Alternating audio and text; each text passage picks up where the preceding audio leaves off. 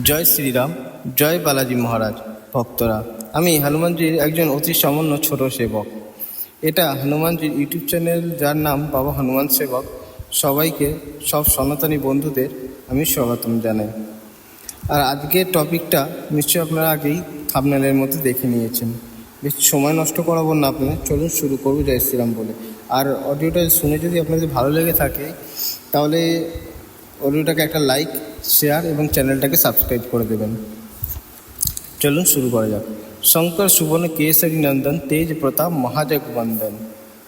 এই চৌপাইতে কি বলা হচ্ছে? শঙ্কর মানে শিব, হনুমানজি স্বয়ং শিব অবতার, যিনি সুবর্ণ বা সোনালী। কেশরী নন্দন অর্থাৎ বানশ্রেষ্ঠ কপিরাজ কেশরীর পুত্র, যিনি তেজে পরিপূর্ণ। মহাজগবন্দন, তিনি বিশ্বজুড়ে সকলকে একত্রিত করেন শক্তি, সাহস এবং প্রশংসা প্রতীক হিসেবে।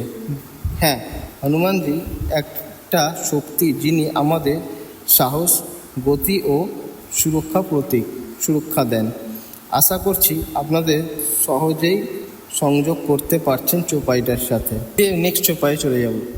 বিদ্যাবান গুণী অতি চাতুর, রাম কাজ করিবে কো আতুর। এই চৌপাইতে বলা কি হচ্ছে?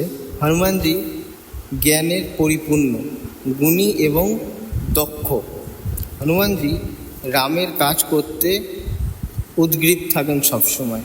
এখানে হনুমানজির থেকে আমাদের সবাই এটাই শিখব যে যিনি জ্ঞানী হন তিনি রাম সেবায় এবং রামের উদ্দেশ্যে কাজ করতে সবসময় আগ্রহী থাকেন।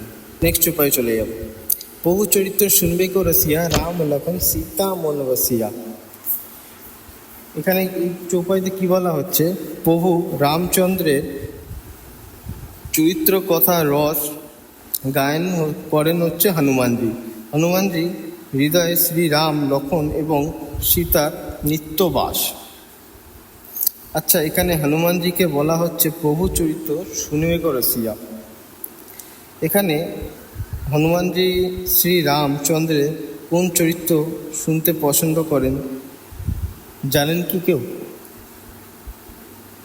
যদি না জেনে থাকেন চলুন জেনে নেওয়া যাক।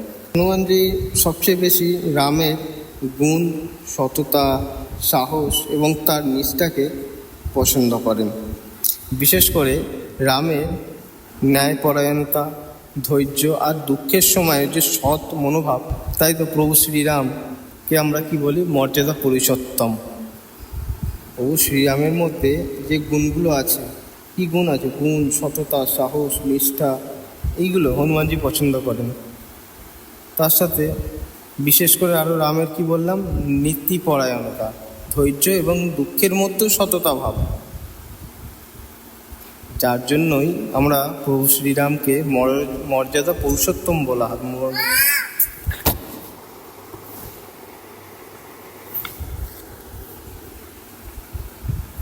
পুরুষোত্তম রাম বলে থাকি। সেই ব্যক্তি যিনি সর্বোচ্চ নীতিকথা, সেই ব্যক্তি বলতে এখানে প্রভু শ্রীরামের কথা বলছি, সেই ব্যক্তি যিনি সর্বোচ্চ নীতিকথা, আদর্শ এবং মর্যাদার প্রতীক। অর্থাৎ প্রভু শ্রীরাম হলেন সেই ব্যক্তি যিনি সর্বদা সত্য, নীতিকথা এবং সামাজিক মর্যাদা রক্ষা করেন। তিনি আদর্শ পুরুষোত্তম রাম নামেই তিনি পরিচিত হন। এই গুণগুলি হনুমানজি সবথেকে বেশি পছন্দ করেন প্রভু শ্রীরামের। আজকের অডিওটা যদি